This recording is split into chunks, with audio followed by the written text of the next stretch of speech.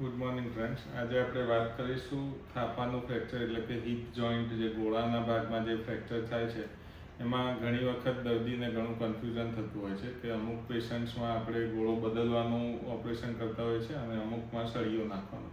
તો આજે ક્લેરિફિકેશન હું તમને આપું. આ જે છે એ તમારો થાપાનો ગોળો છે, હિપ જોઈન્ટનો જે બોલ એન્ડ સોકેટ બોલનો ગોળો જે કહી શકાય. એનો જે બ્લડ સપ્લાય છે એ નીચેથી ઉપરની બાજુ આવતો હોય છે. આ રીતે તમે જોઈ શકો, આમ લોહીની નળીઓ આમથી આમ જતી હોય છે. હવે આમાં બે રીતે ફ્રેક્ચર થઈ શકે. મોટી ઉંમરલાયક વ્યક્તિ જ્યારે પડી જાય ત્યારે સૌથી વધારે કોમન ફ્રેક્ચર અહીંયા થતું હોય છે, જેને નેક ઓફ ફીમર ફ્રેક્ચર કહેવાય છે, જે ગોળાની જસ્ટ નીચેના ભાગમાં થાય છે. આ ફ્રેક્ચર જ્યારે થાય ત્યારે આ જે લોહીની નળીઓ હોય એમાં જે લોહી ફરતું હોય એ ડિસ્ટર્બ થઈ જાય છે. હવે નાની ઉંમરના વ્યક્તિમાં જ્યારે પણ આવું ફ્રેક્ચર થાય, કોઈ બી એક્સિડન્ટથી કે કોઈ બીજા કારણથી, તો આ ગોળો બચાવવાનો ટ્રાય કરવો જોઈએ.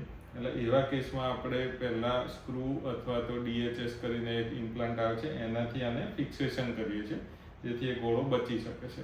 મોટી ઉંમરના વ્યક્તિ, જેમાં 60-70 વર્ષના દાદા કે એવું હોય, તો એમના કેસમાં આ બચાવવાની સંભાવના ઘણી ઓછી હોય છે.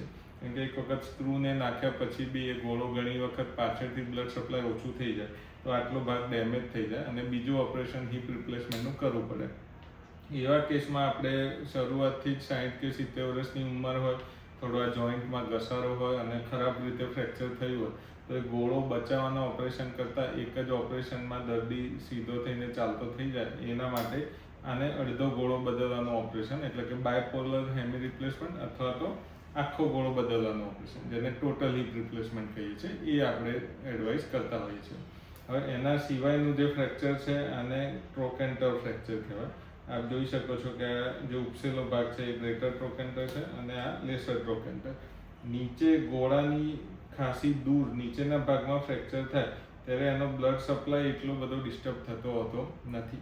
આ ફ્રેક્ચર ઘણો કોમન હોય છે અને આ ફ્રેક્ચરમાં આપણે આમાં સળીઓ નાખીને, અહીંયા ઉપરથી સળીઓ નાખીને આમાં બે સ્ક્રૂ જાય અને કાં તો DHS કરીને જે સ્ક્રૂ ને પ્લેટ આવે એનાથી આ ગોળો બચાવી શકીએ છીએ. એવા કેસમાં જ્યાં બ્લડ સપ્લાય વધારે ડિસ્ટર્બ નથી થતો અને આ થોડું વધારે ચાન્સ હોય છે જોડાઈ જવાનો, એવા કેસમાં અમે ઉંમરલાયક વ્યક્તિને આ સર્જરીનો ઓપ્શન આપીએ છીએ.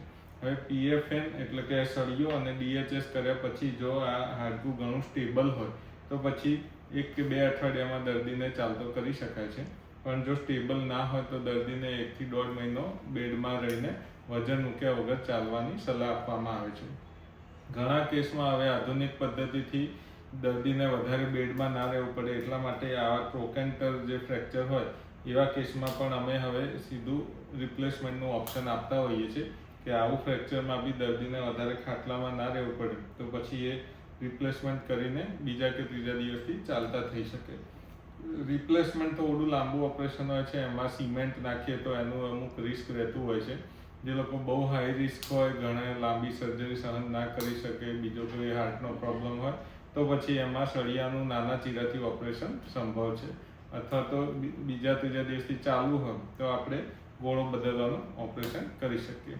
તો આવું કોઈ પણ તમારા એલ્ડરલી દાદા દાદી કે વ્યક્તિને કોઈને ફ્રેક્ચર થાય તો હિપ જોઈન્ટ માટે expert doctor Krunal Patel, star orthopedic hospital, science સિટીનો સંપર્ક કરવો. Thank you.